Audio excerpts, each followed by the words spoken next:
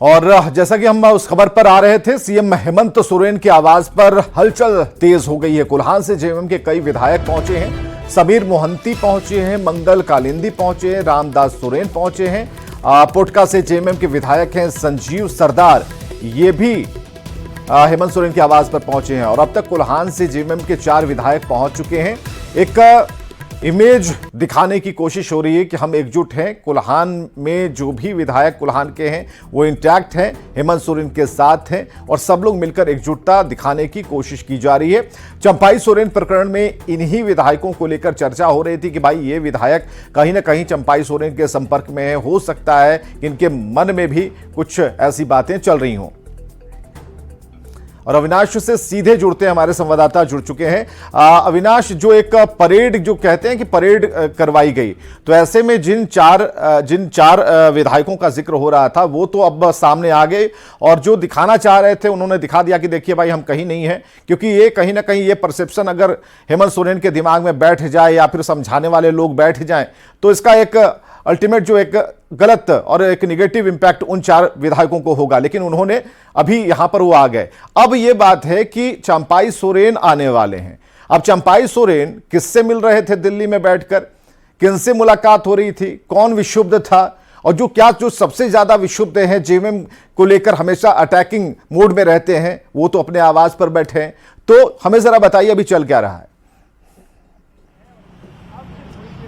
नहीं, आपने तो इशारा कर ही दिया है। और स्पष्ट तौर पर अगर हम बात करें, इस वक्त अगर हम जिस वक्त बातचीत कर रहे हैं, चंपाई सोरेन दिल्ली में हैं, दिल्ली से उनको कोलकाता आना है और कोलकाता के फिर रास्ते जो है वो अपने क्षेत्र पहुंचेंगे, सरायकेला जाएंगे, जमशेदपुर आएंगे, उसके बाद सरायकेला जाना है।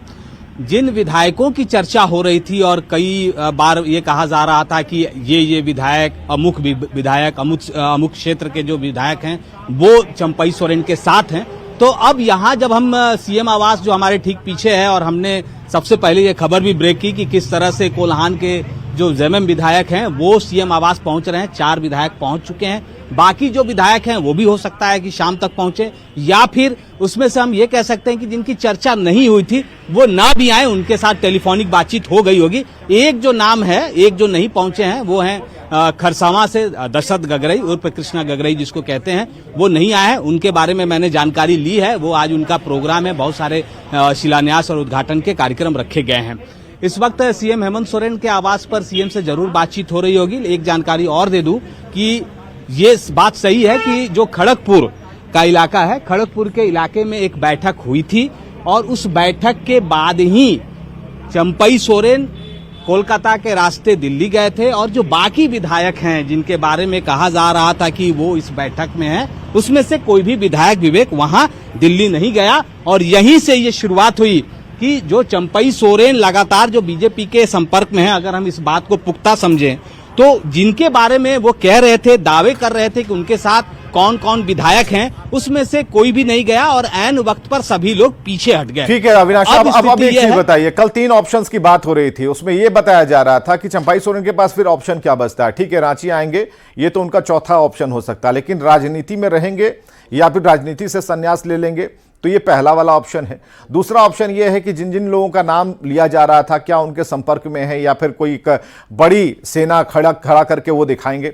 तीसरी बात ये है कि जब दिल्ली में जब वो थे और बीजेपी के, हम तो देख रहे थे कि जब उन्होंने सोशल मीडिया एक्स पर जब पोस्ट किया तो सबसे ज्यादा अगर कोई उनके साथ आंसू बहाने में से लोग जो थे वो बीजेपी के लोग थे कि नहीं नहीं नहीं बहुत बुरा हुआ।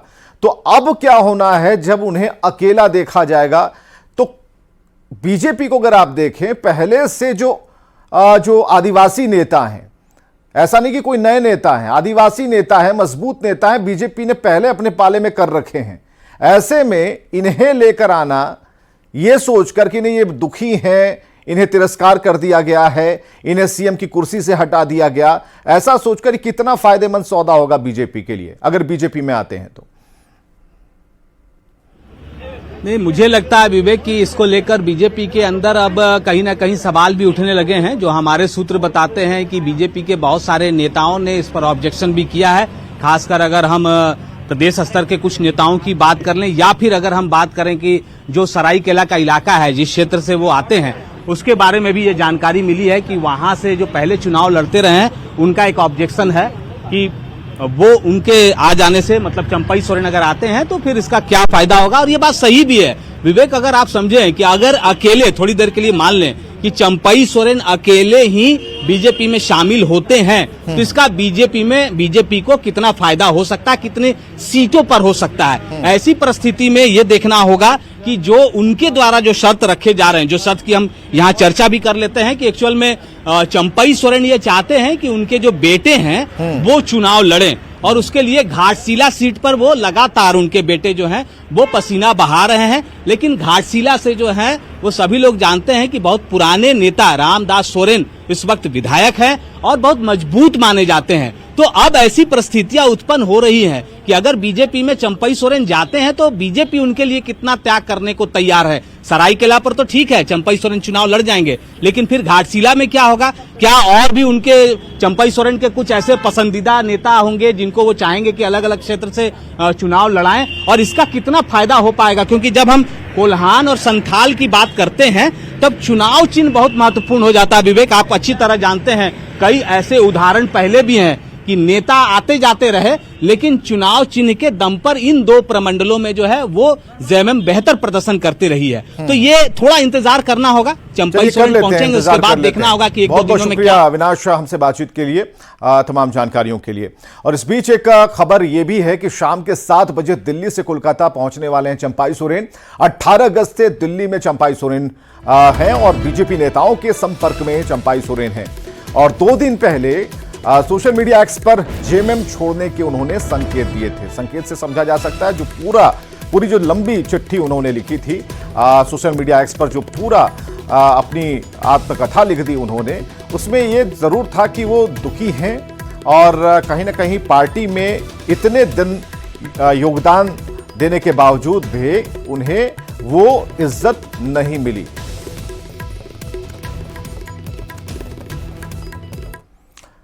तो बगावती तेवर चंपई सोरेन के हैं और इसको लेकर जेएमएम ने क्या कुछ कहा है ये भी देखिए।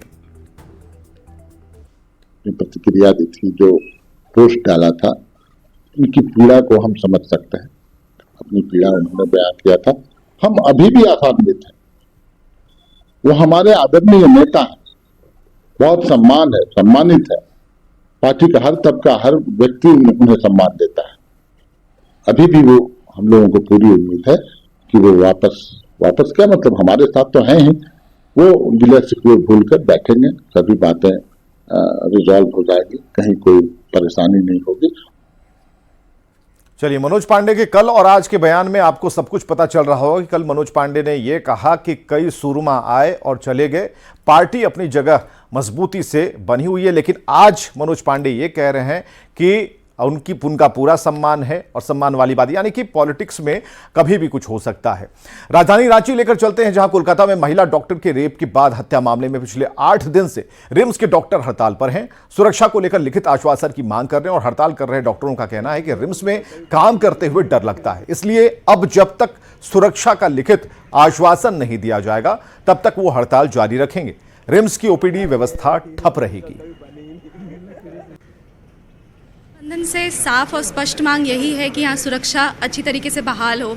यहाँ पे रात में हमें कभी भी हॉस्टल से हॉस्पिटल जाना हो किसी भी समय पे, क्योंकि नाइट ड्यूटी भी लगती है, हॉस्पिटल में रुकना भी पड़ता है रात में वार्ड में अकेले, तो जो सुरक्षा का आश्वासन है वो हमें मिले, हम लोग ये फील करें कि हम सेफ हैं अपने ही हॉस्पिटल में। वो कई सालों से रहे हैं, पर आप भी जानते हैं, हम भी जानते हैं और झारखंड की जनता भी जानती है कि रिम्स का जो हाल था आज भी सुरक्षा के मैटर में वही हाल है।